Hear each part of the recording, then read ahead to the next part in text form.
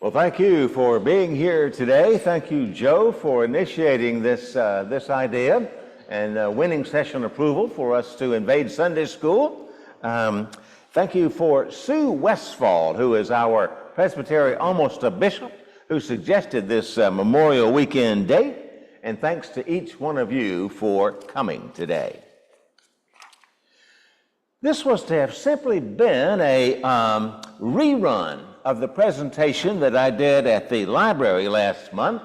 But then Joe alerted me to the fact that our system for projecting pictures might not be so simple as the library system. And I said, not to worry, I will get my computer consultant, Melissa, on the case. Even though this ordeal 5 years ago has been a terrible anguish for her. But despite that anguish, I knew that despite the anguish I knew that it might cause her, I knew that this was a project for our church, and I felt that she would be willing to help. Now, we're going to show some pictures on this screen. And if you are situated where you cannot see the pictures, or if there's a glare, I invite you to take this opportunity to move around, push somebody to the side, whatever it takes for you to be able to see clearly. So some of these pictures are really good. Some of these pictures are not quite in focus. So I encourage you to get where you can see them best. As Melissa began looking closely at what pictures I did have, she pointed out that a number of them were not in focus.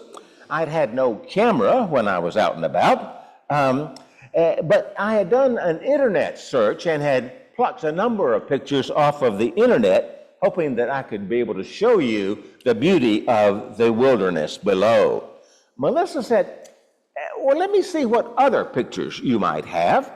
And what she found were dozens of pictures of rescuers, pictures that folks had sent me of the rescuers who were assembled on the ridge up above from the canyon down below where I was lost. My goodness, she said, these rescuers, man, woman, and beast, are far more interesting than water jumping over rocks. So reluctantly, I agreed to make some changes. In addition to be able to explore my files, she was able to pull pictures from her own files, pictures that she had saved, pictures that people had sent to her. And so we made some significant changes.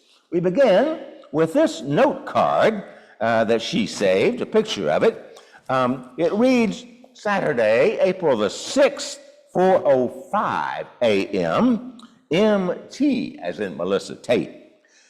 Jasmine, our dog at the time, Jasmine was asleep when I left, so she'll need to walk. See my calendar for the trail that I am taking. Love you, Sid. It was a trail leading from the Randolph Trailhead in the Sipsey Wilderness. This was to have been a short hike, followed by a visit with my sister in Jasper, and then a return home by 5 o'clock in order to see Auburn playing in the Final Four of the NCAA basketball championship. I suspect some of you may be wondering, now, just where is this Sipsey Wilderness? And here is a somewhat out of focus state map. On the upper side, the top left, the northwestern corner of the state is the Bankhead National Forest, and the Sipsey Wilderness lies within the Bankhead Forest. And what is special about a wilderness versus a national forest? In short, land within a national forest is managed by the Forest Service, while land within a designated wilderness area is protected by the 1964 National Wilderness Act. Congress passed that act to protect wilderness areas where there had been no evidence of human habitation, save for Native Americans. And that protected a lot, where's west? A lot of areas, a lot of wilderness areas to the west, but virtually none east of the Mississippi. Well, there was a woman here in Birmingham who said, that ain't right. Her name was Mary Ivy Burgess. She was a journalist and then a mother, and finally an environmental activist. She worked tirelessly to get the act amended, the 1964 act amended, to include areas east of the Big Mighty. And when that happened in 1975, it included 12,000 acres of the Sipsey Wilderness, which has now been doubled in size. For a little intimate wilderness area, the Sipsey matches anything in the country, says one Alabama's leading environmentalist. It may not have the grandeur of the West, but it certainly got the intimacy of a very wild area that you can easily get into, and I would add, sometimes not so easily to get out of. I first hiked the Sipsey some 40 years ago.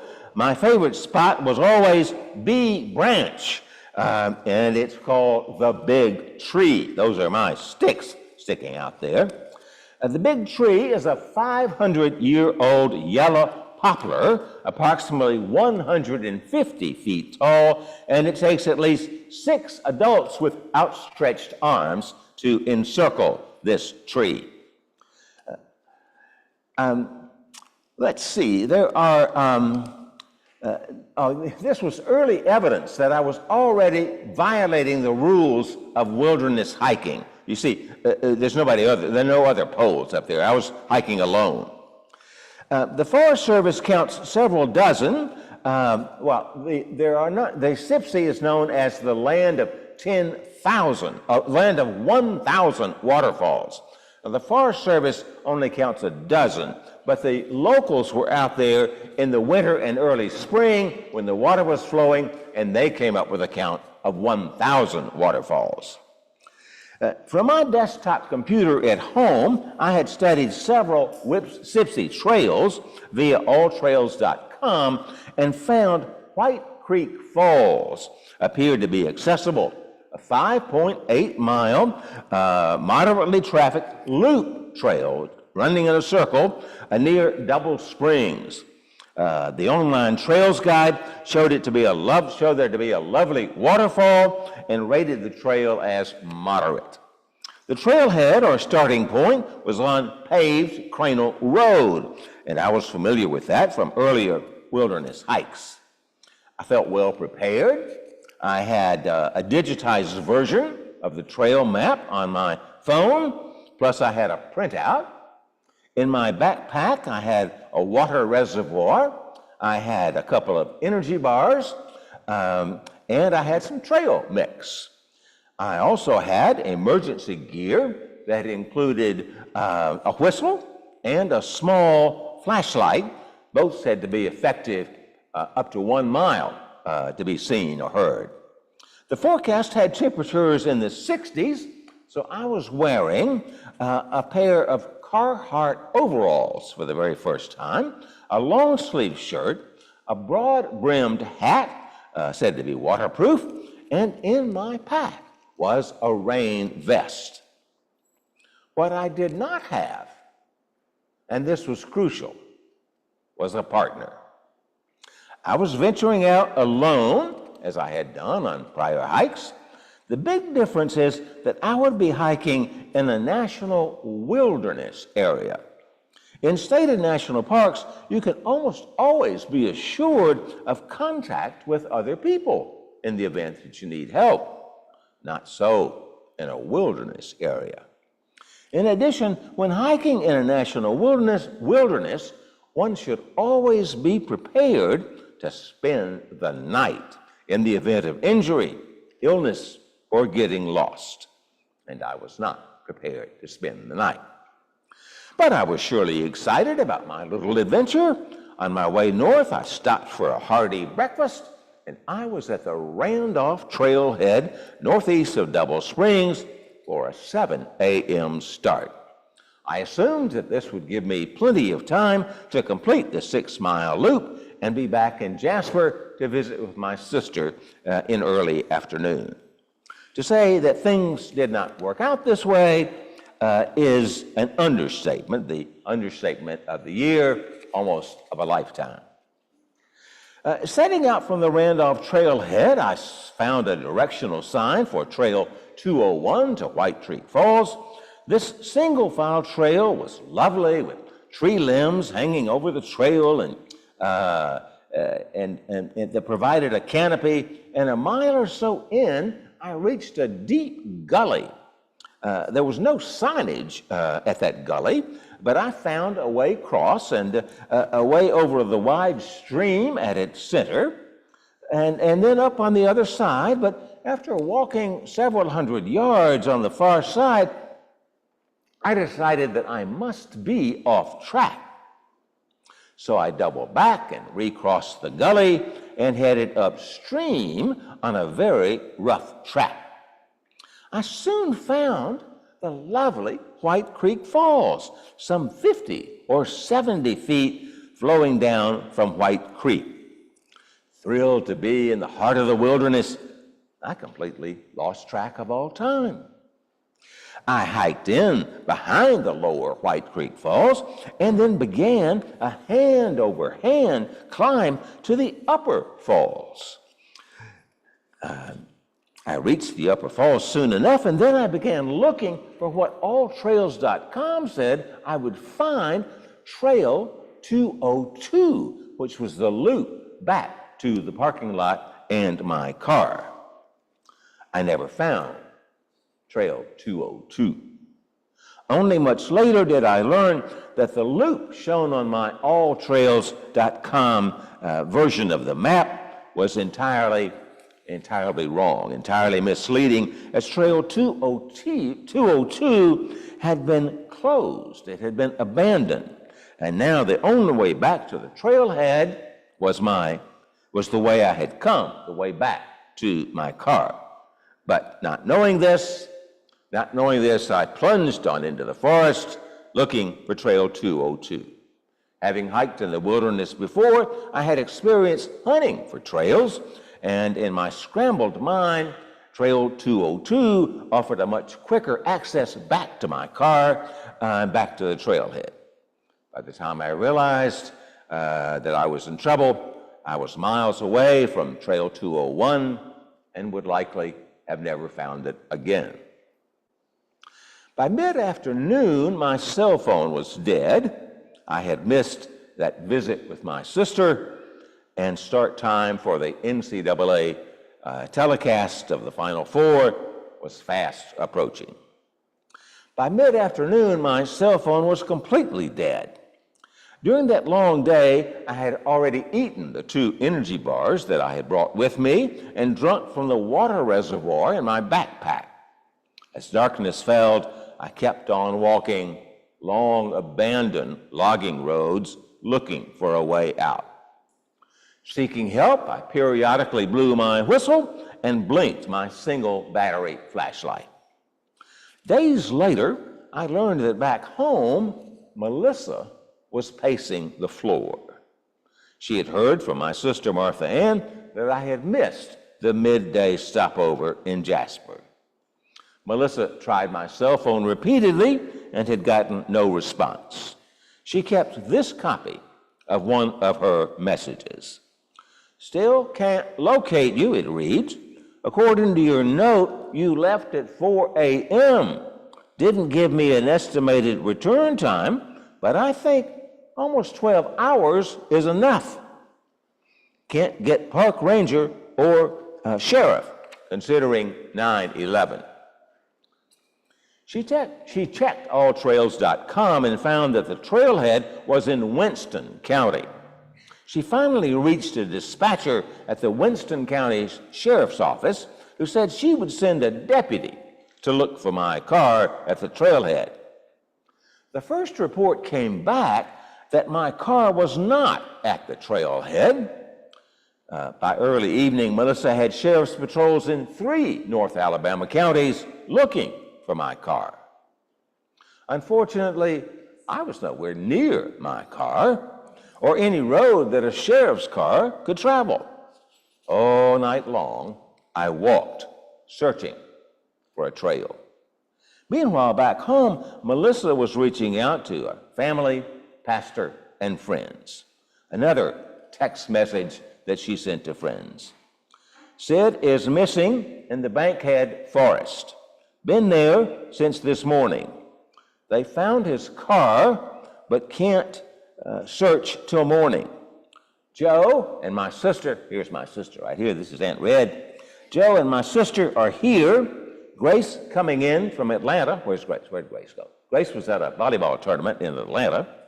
We hope he got lost or injured. No cell phone service, no service where he is. Just wanted you to know I'm freaked. Prior to its designation as a national wilderness in 1975, much of the Sipsey had been heavily logged. Abandoned logging roads made navigation in the forest challenging for two reasons. They can easily obscure a foot trail, and they tend to lead away from the most popular sites, the most beautiful terrain, and making it difficult to pick up one of the trails. And now I know that. Throughout the night, I stopped walking only to sit and rest a few times. It was pitch dark and a light rain was falling. People asked if I was afraid. No, I was too embarrassed about getting lost and too worried about the anguish that I must be causing Melissa. Plus, I was confident that come daylight, I would find that elusive way out. From Eugene, Oregon, our daughter Brittany and son-in-law Aaron followed news from Birmingham, which was that Winston County's sheriff's office first reported my car was not at the trailhead, and then that it was at the trailhead, but the hood was hot. Deputies suggested that perhaps I had met some friends and decided to camp out for the night, which had required that I run into town for some camping gear.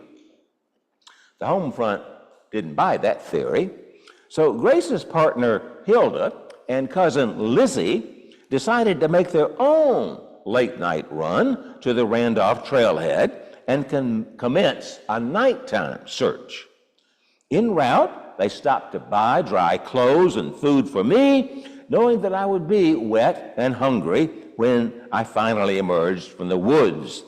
They also purchased flashlights and rain gear for themselves as they were determined to go into the forest to look for me. These two courageous young women spent a couple of hours in the pitch dark, pouring rain, looking for me deep in the forest. Then Lizzie and Hilda waited in their car, sitting in wet clothes until daylight, when they left the trailhead in search of dry clothing, dry shoes, and some food. They returned to the trailhead about 7:15 to find that searchers were already assembling. There were volunteer firefighters from Haleyville and from Florence.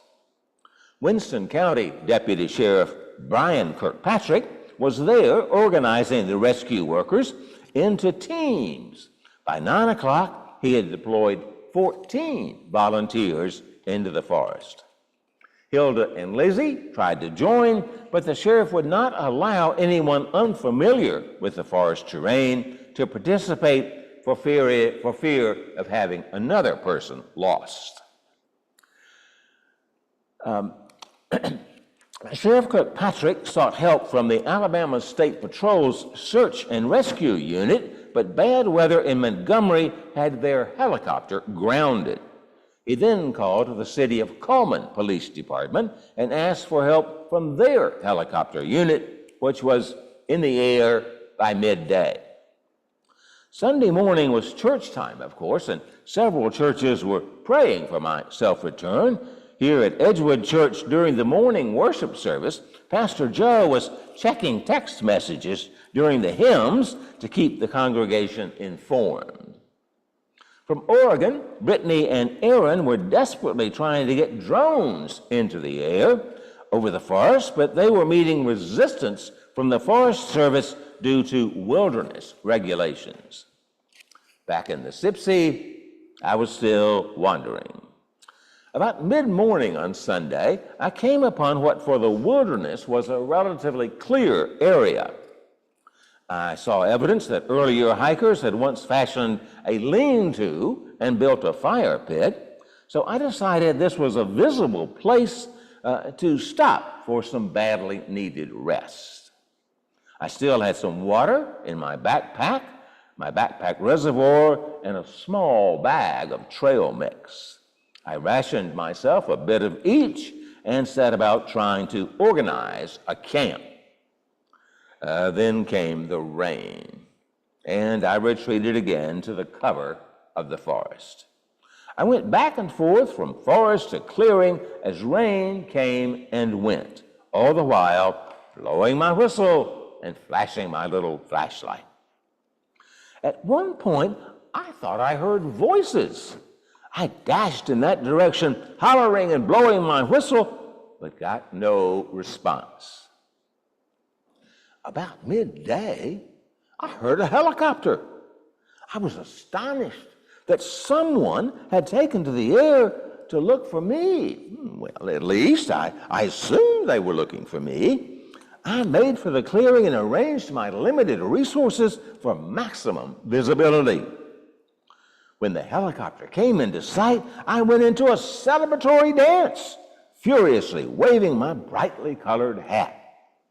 The Coleman Police Department helicopter circled several times, and I was convinced that I had been spotted. When the chopper flew away, I packed up my gear and prepared for the coming rescue. I waited, and I waited. I walked about the clearing for a couple of hours, blowing my whistle to aid my coming rescuers. Finally, I decided to get moving in the direction that the helicopter had come. Once again, I found myself on ancient dead-end logging roads, getting nowhere. But daughter Grace was on her way. She had patiently sat by the phone with Melissa and Pastor Joe all Sunday afternoon, as Sheriff Kirkpatrick had requested. But late in the day, when the sheriff's office called to say they were sending someone to get a bag of my dirty clothes for use by search dogs on Monday morning, Grace said, "No, thank you, I'm on my way." Ominously, the sheriff also asked if I had any known enemies. Grace was not the only one who couldn't sit still. Daughter Brittany was making plans on Sunday to fly from Eugene to Birmingham on Monday. Through the internet, Brittany had also tracked down a man named Lane Leopard from pictures that he had posted of White Creek Falls. She learned that he and his family had seen me at the falls, and she put them in touch with Sheriff Kirkpatrick, and they eventually took off Monday's work to join the search.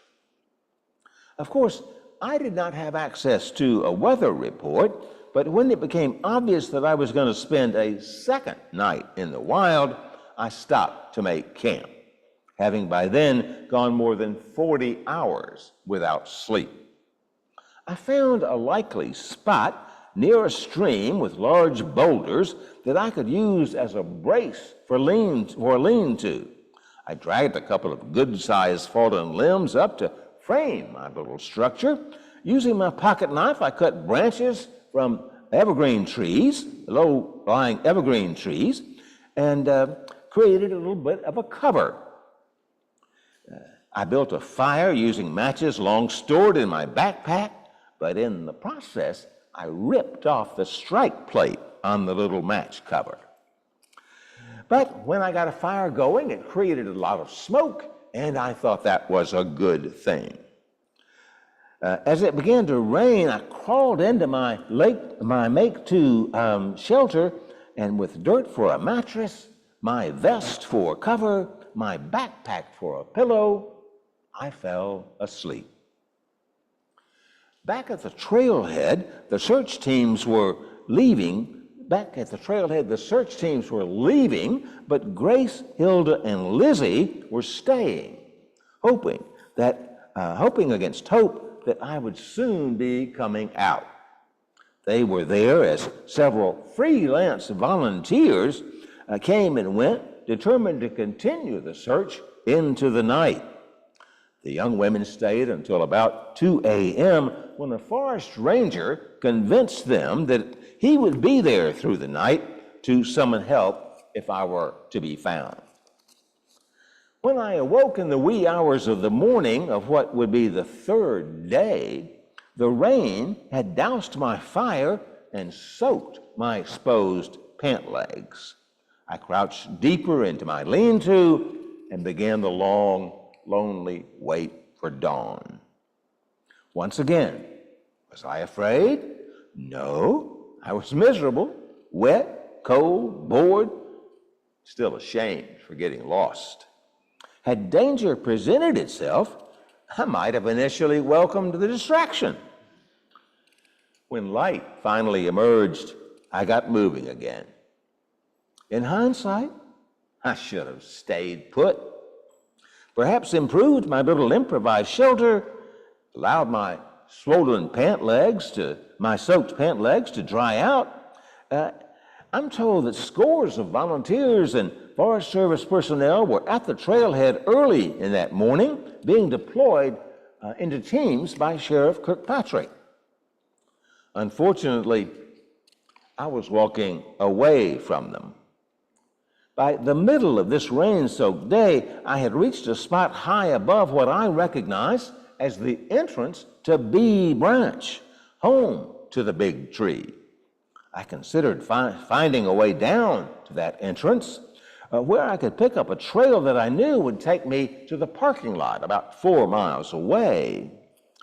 But I also knew that I would be taking the opposite direction from the trailhead where I had begun the journey to White Falls. And on a rainy Monday, I thought it unlikely that I would find anyone at that parking lot to help. So I turned around and headed back in the direction from which I had come. By midday on Monday, wife Melissa and daughter Brittany were at the trailhead search site. Brittany had flown in from Oregon, seeing my car and evidence and all the rescue efforts underway. Grace reports that the two were overcome with emotion. Look closely at this picture and you will see the anguish on Brittany's face. Melissa and Grace were accompanied by our pastor Joe, who would be a steady presence at the search site for the duration. And Brittany had work to do. She and husband Aaron, back in Eugene, were still trying to get heat-seeking drones into the forest.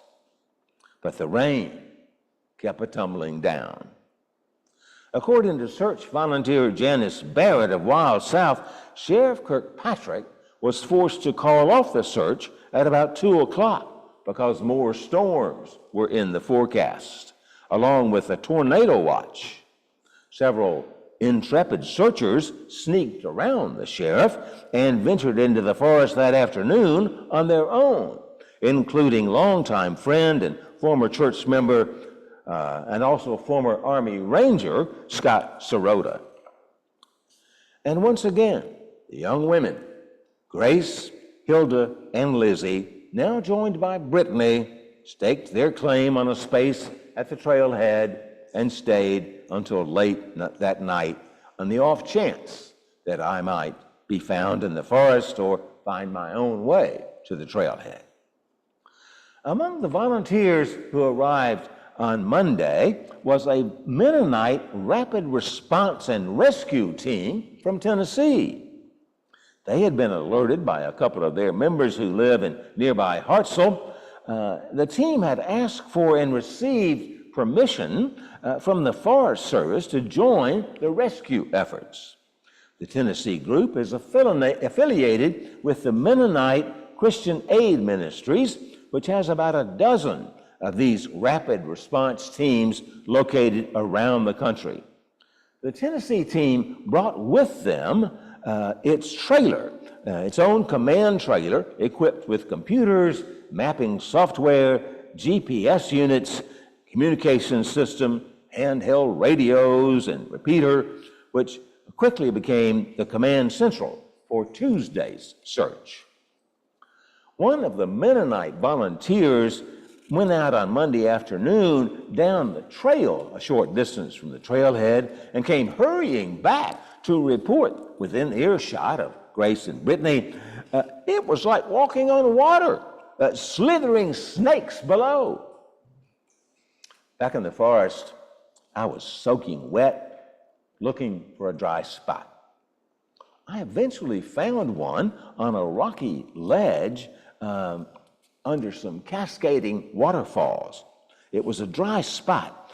I crossed a stream, climbed on some rocks, and crawled under the ledge to find a dry spot. I found some dry wood and tried to build a fire. I had the matches, but no striker plate. I tried to use rocks to strike the matches, but had no luck. Then I turned my attention to filling my reservoir with water cascading down on the waterfalls. And that took care of my water needs. I stayed and rested there for about an hour or two, and took a few bites of my remaining trail mix. Soon I realized that if someone were looking for me, I was too well hidden to be found. I was well beyond the embarrassment of getting lost. I was eager to be found. I slowly began to move again, out from under the ledge and into the rain. My wide-brimmed hiking hat was waterproof, and I had a light rain vest, but once again, the legs of my heavy overalls got soaked. And when I checked to see why my knees were hurting, I found that the overalls had rubbed them raw. Except for that brief rest under the ledge, I walked again from daylight into darkness, blowing my whistle, flashing my light. By early evening on Monday, I was exhausted. I climbed halfway up a hillside and collapsed under an evergreen tree for shelter. A third night with dirt for a mattress. I must have slept for a few hours, but awoke around 1 or 2 o'clock in the morning, soaking wet and freezing cold, and facing a long, lonely wait until dawn. According to the National Weather Service, temps never dropped below 60 degrees. But as I would quickly learn, the Sipsey has a microclimate where temperatures can drop 15 degrees lower than expected due to cold air in the lower areas. My teeth seemed to be chattering loudly enough to be heard, about as far away as my whistle would blow. At some time during the night, I had taken off my hearing aids, and now, in the dark, I began a frantic search for them. To my great relief, I found both hearing aids, and even more miraculously, fresh batteries in my backpack. It is impossible for me to comprehend the toll the past 3 days had taken on Melissa. Though she had the support of family, friends, and church, she was preparing herself for the worst possible news. She had my will and other end-of-life documents close at hand. By late Monday, she and Grace were fairly well convinced that I was dead. Brittany was urging wait and see, while Hilda and Lizzie remained the optimist. Even so, this brave bunch was determined to be on hand, the first on hand at the trailhead early on Tuesday morning, when the promise of clearing skies meant the search parties would be free to comb the wilderness looking for me. I'm told that what you see in this photograph is just a slice of the scene at the trailhead. Jeremy Wise, chief of the Haleyville Rescue Squad, told the Northwest Alabamian, I've never seen such an outpouring of support from all over. I've never seen this many people in one spot for a search, and I've been doing this for 15 years. Grace reports that family members were concerned that there were too many chiefs among the Indians. However, Sheriff Kirkpatrick soon relieved them of that concern as he mounted a box and made it clear that he was in charge and was there to organize the day's search. He divided the throng into 24 six-person teams, with each team having paramedics, rescue workers, and experienced hikers. The teams conducted a patterned search, spreading out so many feet apart as they walked over assigned quadrants of the rugged terrain. On Tuesday morning, search dogs were joined by horses. Trained and mounted search and rescue units from the backcountry horsemen of central Alabama, who utilized a 67-mile Sipsey River trail set aside for horse riders. To prove how disorienting the forest can be, 3 of the volunteer rescue workers got lost at different times during Tuesday's search, but were found within hours. One of the volunteer firefighters became so dehydrated that he had to be taken by ambulance to an emergency room. As sunlight brightened the day, I reassessed my predicament. I could see what looked like a clearing above me, but I didn't think I had the strength to climb to that clearing. Below, I could see the headwaters of a stream flowing down into a ravine. I decided to follow that stream downhill. Following the cascading stream was slow, as there was no trail, and I was determined to keep my feet as dry as possible. As the stream got stronger and faster, I had no hesitation about cleaning and filling my water reservoir. I also lowered my overalls to make a fuller assessment of my knees. What I discovered were abrasions on my inner thighs and bloody kneecaps, and kneecaps literally rubbed blood red. It took me about 3 hours for me to reach what I later learned was the Sipsey Fork of the Black Warrior River. There, I spotted a tree leaning out over the water with its roots exposed, something like a tree in this stock photograph from the Sipsey River Hiking Club. The tree faced a bend in the river that gave me an open view to the sky, which was finally day four cleared of rain clouds. I could sit on the roots of the tree and hope for either a canoe or a kayak coming down the rain-swollen river, or perhaps a helicopter spotting me from the air. So on day 4, I did what I should have done on day 1 or day 2. I stayed put. I had found a safe and visible spot. I sat tight and gave rescuers a chance to find me. Had I done that on day 2, I'm certain I would have been rescued then. I did stand from my perch on the tree roots every 15 to 30 minutes to whistle and to shout for help.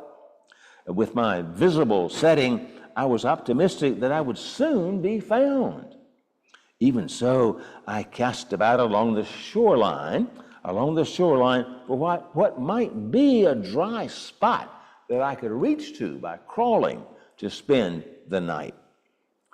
And I was counting out the number of remaining peanuts that I had, 15 as I recall, that I could ration myself for dinner and then for breakfast. But then about 1 o'clock, I heard a helicopter. I painfully rose from my root recliner and began furiously waving my hat. I had previously hung my brightly colored backpack cover out over some of the exposed roots of the tree. I hoped that they could be seen from the air. This State Patrol helicopter circled several times. I'd later learned that on what was to have been their final pass, pilot Billy Randall says he spotted something out of the ordinary from the riverbank foliage. He reported this to the Mobile Command Center at the Randolph Trailhead. As the helicopter pulled away, all I could do in my deteriorated state was sit, wait, hope, and pray.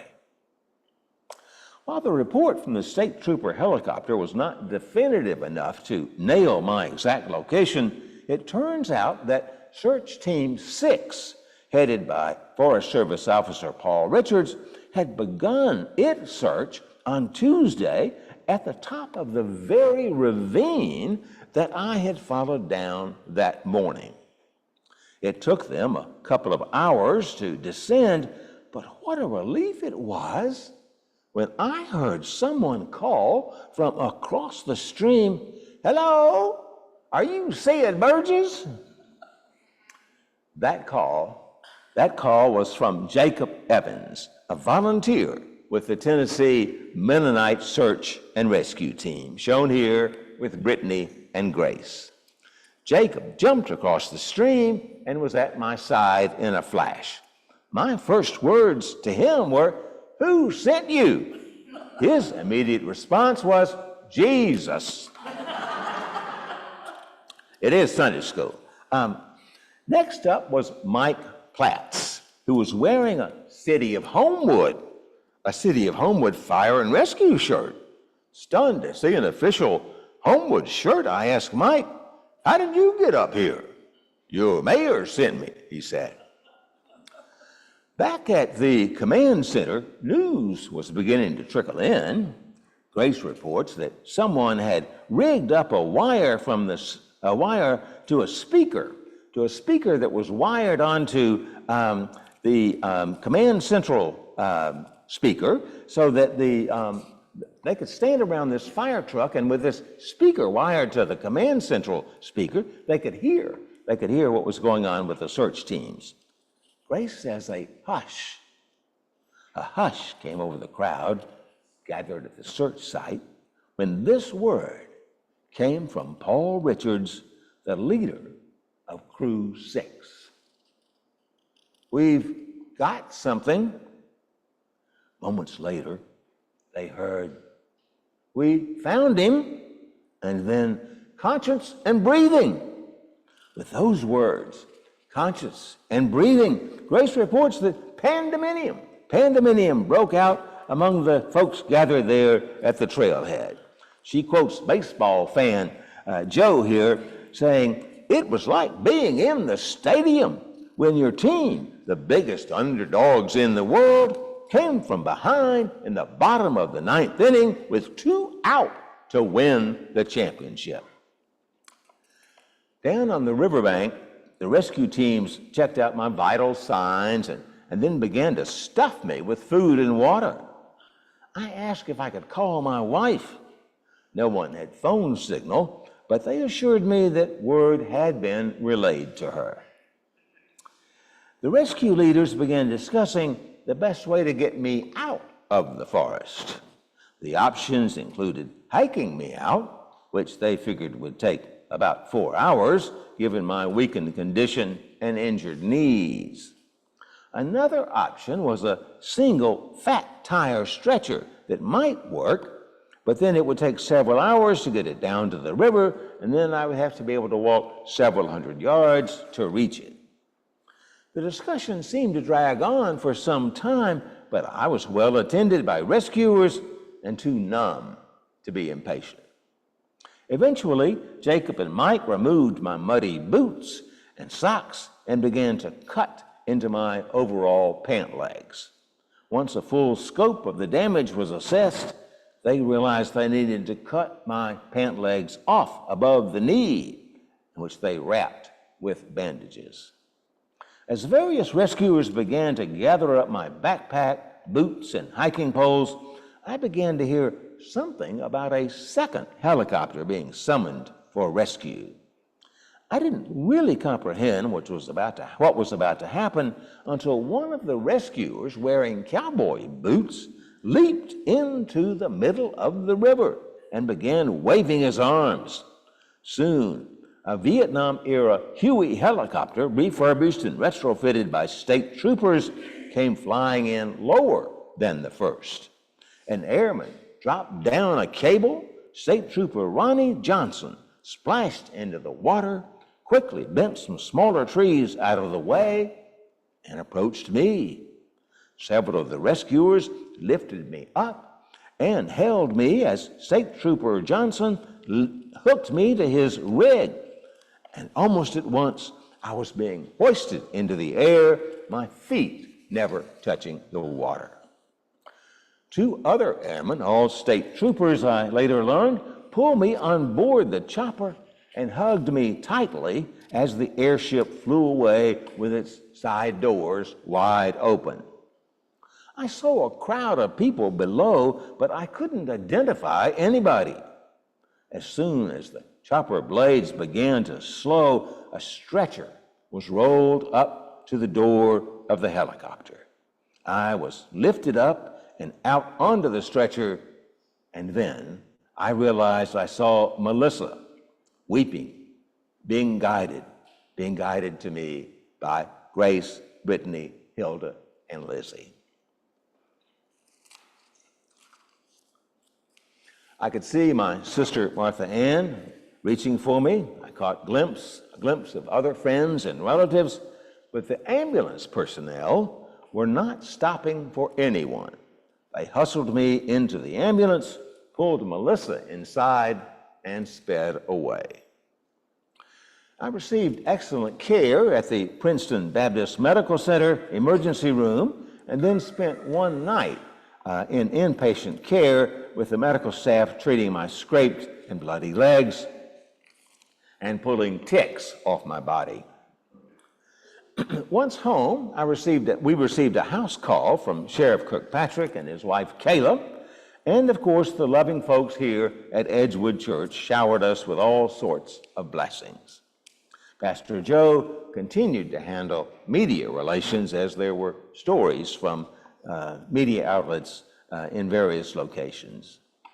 I spent several weeks writing thank you notes by hand, as my mother had taught me, everyone from the governor for authorizing the helicopters to mayors, sheriffs, rescue workers, volunteers, and to family members, almost 100 in all. I sent modest donations to the Mennonite Search and Rescue Team and to several of the volunteer fire units. And when I could drive again, I delivered donuts up to the sheriff's office and to the Bankhead District office of the National Forest Service. Plus, I began gathering notes for this narrative fairly early on, and it only took me about a year to complete it. Perhaps having all of these tasks in the aftermath of the event, plus being busy with minute by minute trying to survive during the ordeal, my level of traumatic stress seems to have been significantly less than Melissa's. I shall forever regret the pain, anguish, and stress that my getting lost in the Sipsey have caused Melissa, both during those bleak days and in the months and even years following. Brittany and Grace also suffered during that period, but they are young and moving on with young and healthy partners and the promise of many fulfilling years to come. Melissa, by contrast, is stuck with me. And my years as a cyclist, plus my adventures in hiking, have taken their toll. Wrung hard and hung up wet, I think is the expression. I recovered quickly enough from the abrasions suffered in the Sipsey. By summer, I was out hiking again, but my balance, not good to start with, never returned. Late in the year came a series of seizures stemming from 2 traumatic brain injuries that I had received during my extended career as a long-distance cyclist, those seizures spelled the end of my outdoor pursuits as well as my driving. This has left me with plenty of time to reflect on this experience. To be sure, I give thanks to God for the strength and energy to endure 3 cold nights and 4 lonely days. Unlike the leader of Rescue Team 6, I was not at all surprised to be found conscious and breathing on day 4. Had my knees not been rubbed raw, I believe that I could have hiked out, with guidance, of course, from my new friends. But there were far more personal issues at stake. To me, the far greater significance was the display of human solidarity. Who would have thought that more than 200 volunteers from the hard-scrabble hills of northwest Alabama would have rallied to the rescue of one ill-prepared solo hiker from Big Bad Birmingham? I've often been given undeserved credit as the hero of this story. That is certainly not true, certainly not the case. I'm the one who went into the wilderness without a partner, without an up-to-date trail map, without adequate provisions, and I'm the one who kept on walking instead of staying put as I should have. Pictured here are the 5 real heroes of this story. On either end are partner Hilda on the left and cousin Lizzie on the right, and daughters Grace and Brittany flanking Sheriff Kincaid. Not pictured is the long-suffering but still loving wife Melissa. And many of you here at Edgewood Church who rallied together, prayed for my safe return. As our beloved hymn says, I was once lost, but now I'm found. Well, now I know it's late and many of you have lunch waiting for you somewhere, but if you have any questions, comments, or criticism or advice, I'm here to hear them. Thank you. Thank you. I may need help with hearing questions. Mary said that we're glad you're here. Well, thank you, Mary. Thank you. I'm glad I'm here too. Yeah. Well, Joe, it's past lunchtime. Yeah. Any other questions? Thank you for sharing your story, Sid. Yeah. Thank you. Thank you. Thank you. Wood ticks would have been the worst. Pardon? The wood ticks would have been the worst. Okay. Woo.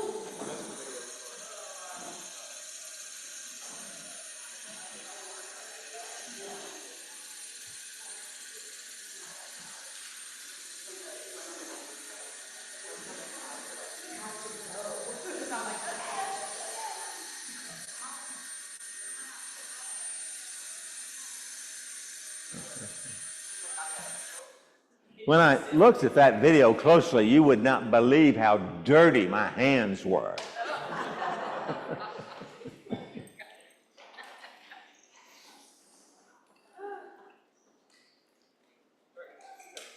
Well done, Sid. That was awesome. That's good, Dad. Thank you. Thanks for doing the heavy lifting there. Thank you.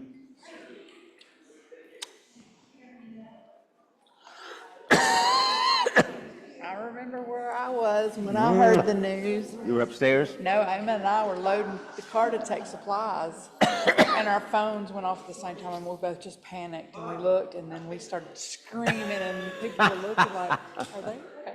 We were so Wow. happy. Thank you. Thank you. I just knew in my heart that you were okay. I don't know why. I just Thank you. felt it, Thank you. even Thank though we were sick with worry. Oh, wow. Still think about it. Oh, thank you. I know you do too. But we've all learned what to do and what not to do. Maybe. Yes. So what you gonna do with these ladies this afternoon? We are headed over to the Matheny household. The Matheny Julie and house. Branson Oh, invited their us little over for a little grilling cottage. and Yeah. grilling and pool. Oh wow. All right. Rosemary. That was good the second time. Pardon? That was good the second time. Oh, She went thank to you. both. Yeah. Yeah. Whew. Got to lose my hearing aid here. No, be careful. All right. Yeah. Well, Irene. It's quite an adventure, Sid. We're so glad that you made it up. Thank you. Thank you. Whew. That's a fall here. Do you need any help wrapping this No, up no, so I'll you deal can? with it tomorrow. Okay. All right. Just gonna leave it right here.